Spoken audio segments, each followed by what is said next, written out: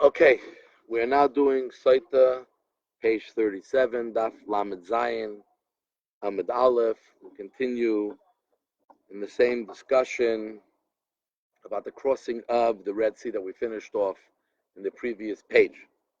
So we're told, at that moment when the Jews were by the sea and it wasn't splitting, so Moshe was praying for a long time. He was praying.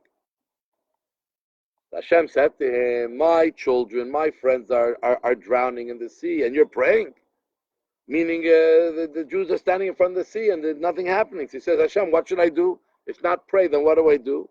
So he says, speak to the Jewish people, let them just move forward. And lift your stick, your staff, and hit it over the water. And therefore, continue what we said yesterday, or before what we learned, that Yehuda merited to get the leadership amongst the Jews, because when he crossed the sea, his people, his tribe, the sea split. It ran away and it split. So the son of Yaakov says, when it goes now, we're talking about Hagriz and Marevel, it's flowing between both of these discussions. That the blessing that was said, so you can't say that the tribe of Levi was in the bottom, in Shechem, in between the two mountains, because it says, Lamile says they were above. You can't say they were above. They were above. You can't say they were above because it says they were below. They were blessing and cursing the Jews. Now, how did it work? So the Gemara tries to say that they were divided. The elders of the Kohanim and the Levites were the bottom, but the rest were above. Rabbi Yeshua says, no, he says all those who were capable of serving in the temple were in the bottom, the rest were above. Rabbi Omer, the truth is all of them were standing in the bottom. It says Al, they were on the mountain. Al doesn't necessarily mean on, it means Al often means close. They were very close to the mountain, meaning they were on the bottom. So now we go further into the discussion where it says that they faced the mountain of Grizim and they said the blessing. Then they faced the mountain of Abel, they said the close, the curses. So we learned like this. When they said blessings, how did it work? So first they said Baruch, the blessing in general. Then they went into detail. It's also the curses they said in general. Then they went into detail. And it says in the Torah, it's broken down, Lilmoid, the Lalamed, to teach, to learn, to teach, Lishmer, to follow, Lasses, to do. So we have 4. So 4 times 2 is 8. So every one of the mitzvahs, has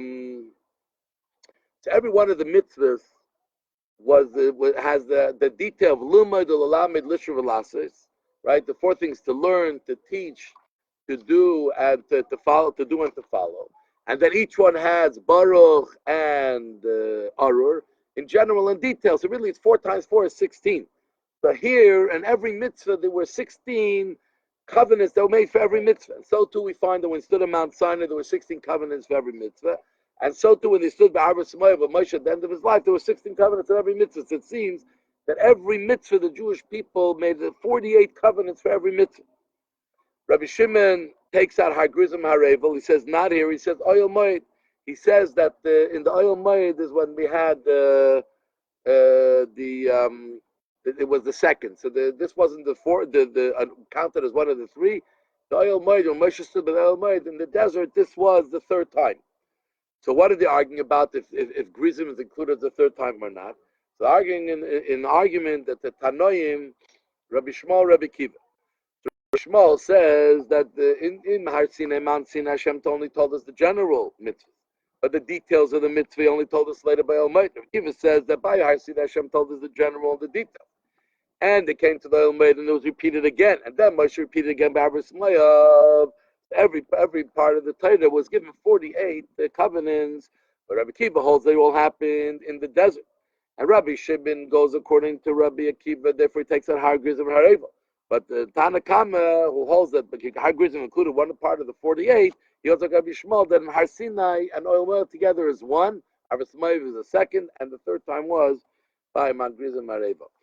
Rabbi Shimon ben Yehuda of Aku said the name Rabbi Shimon, every mitzvah in the Torah has on it 48 covenants, as we just mentioned before, and of 603,550. So on top of the covenants that they had, they also have a covenant for the for arvus, for guarantorship for every Jew. So 48 times every Jew.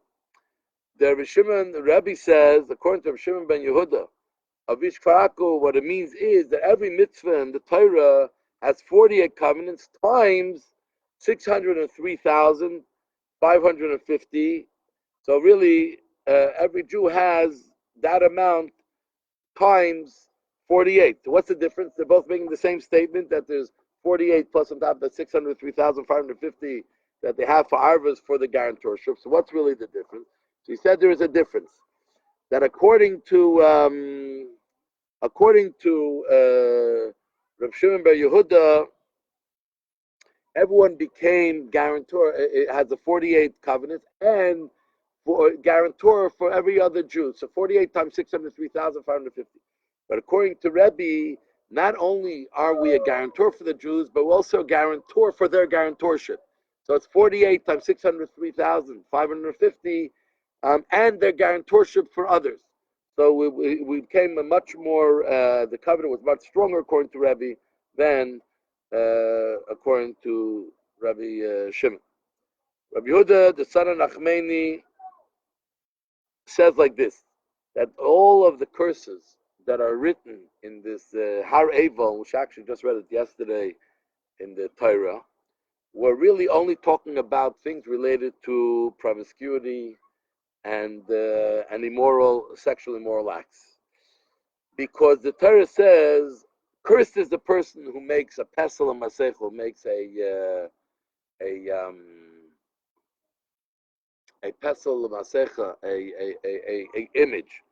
What do you mean? Cursed is the person who makes an image. Is that all it is? Curse. If someone makes an image, it's a capital punishment. What do you mean curse? So we're actually trying to say, cursed is the one who has relations that with someone they're not supposed to have, meaning a non-Jew, and they have a child, and this child goes and lives between the nations of the world, and he bows down to idols. The curse is the father and mother who brought this child into the world. So really, we're not talking about the actual doing of idol worship. It's about the situation brought about the someone who does idol worship. What happens to the people who brought it about, created that situation? So therefore, they're all related to the thing which we know. Even when Hashem gave the Torah, it says when Hashem said the commandment, no adultery, it says that the Jews were shaking in their place because this was a very difficult commandment, and which they knew they had to keep, but it will be very difficult. The rabbis learned, it says, you should give the bracha man grizim and the klala and the curse on Mount Evel. So what is it trying to tell us? If it's telling us that the bracha will be on Mount Grizim, then the curse on Mount Evel already says that these people stand on Evel, these people stand on Grizim for the blessings, curses. He's trying to tell us that you should say first, the Levim had the first mention the blessings, then the curses. So we would think first they said all the blessings, then they said all the curses. It says no, bracha klala, meaning they said one blessing, one curse. And not all the blessings and then all the curses. But it also tells us something else. That just like the curses were said just like the curses were said by the Levites, so the blessings are said by the Levites.